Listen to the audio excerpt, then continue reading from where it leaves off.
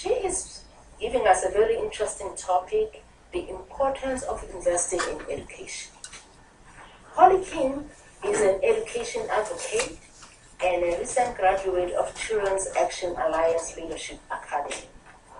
With the recent passing of the state budget that decimated funding for programs that support the success of children, families, and school, Ms. King is giving a press conference tonight to share how we can take action and move forward in Arizona. Please help me welcome our President.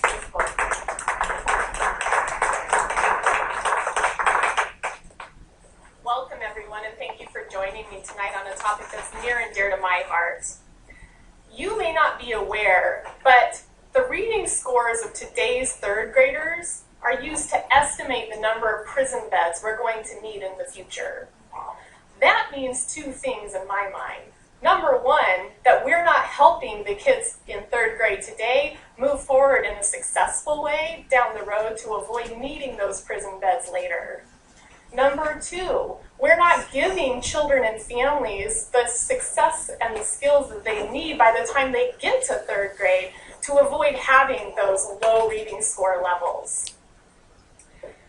Governor Ducey and the legislature passed our state budget for the next fiscal year a couple of weeks ago, and I'd like to share some of the facts about that budget with you. First, the budget cuts subsidies for working parents to be able to access quality childcare so they know their children are in a safe place while they're working every day. Second, the budget cuts payments to health providers, limiting access to care for those individuals who are receiving health insurance through Medicare, Access, and other programs that our most vulnerable families rely on. Third, the budget cuts out the proposed $20 million to buffer the needs of the Department of Child Safety, which is going to result in increased caseloads for children who are at risk and have reported cases of child abuse and neglect, and will not help reduce the backlog of cases that have been in the news and the media over the last 6 to 9 months.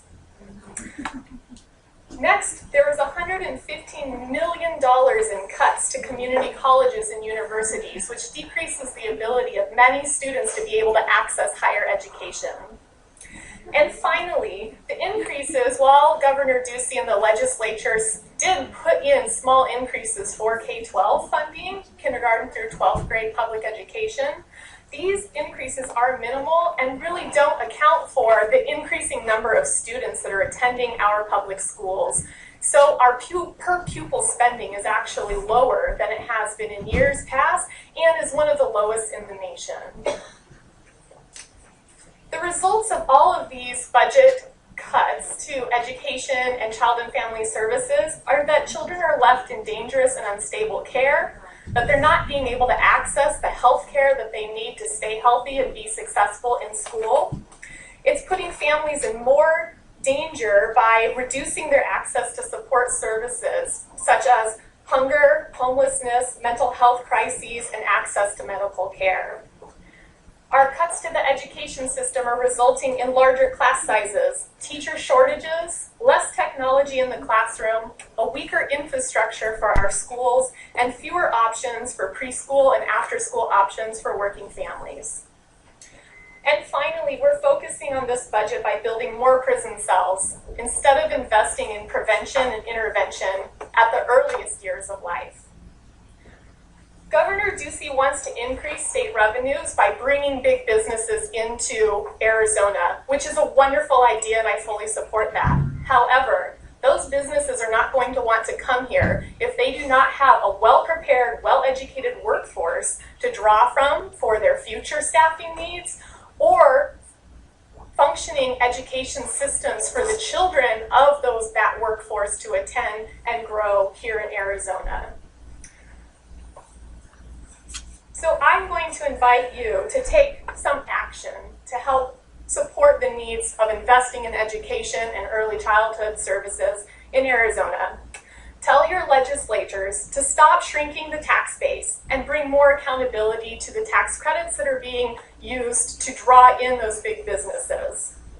Tell your legislators that we need to restore resources to public schools, including college colleges and universities so kids can achieve their dreams. Pay attention to how your elected officials are stewarding the state and its resources, and vote out those who are hurting instead of helping.